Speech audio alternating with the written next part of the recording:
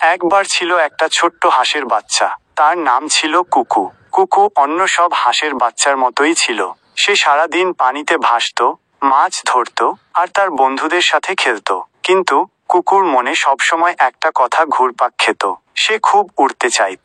অন্য পাখিরা কত সুন্দর করে আকাশে উড়ে বেড়ায়, কুকু তা দেখে মন খারাপ করত।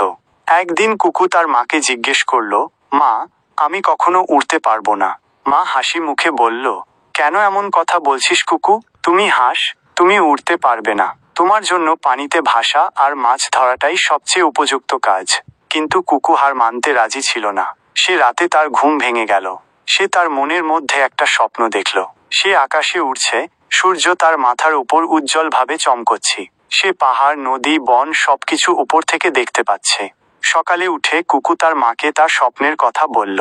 মা হাসি মুখে বলল, আচ্ছা, তুমি চেষ্টা করে দেখতে পারো, কিন্তু মনে রাখবে, তুমি হাঁস, তোমার ডানা উড়ার জন্য তৈরি নয়। কুকু নিরুৎসাহিত হলো না। সে প্রতিদিন একটু একটু করে ডানা ছড়িয়ে উঠতে চেষ্টা করত। অন্য হাঁসের বাচ্চারা তাকে দেখে হাসত, কিন্তু কুকু পাত্তা দিত না। সে জানত, একদিন সে সফল হবে। দিনের পর দিন কেটে গেল।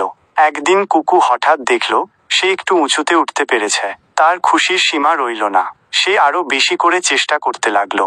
ধীরে ধীরে সে উঁচুতে উঁচুতে উঠতে শিখল। একদিন কুকু আকাশে উড়ছিল। সে তার নিচে পুরো পৃথিবীকে দেখতে পেল। সে খুব খুশি হলো। সে বুঝতে পেল, স্বপ্ন দেখলে এবং চেষ্টা করলে অসম্ভব কিছু নেই।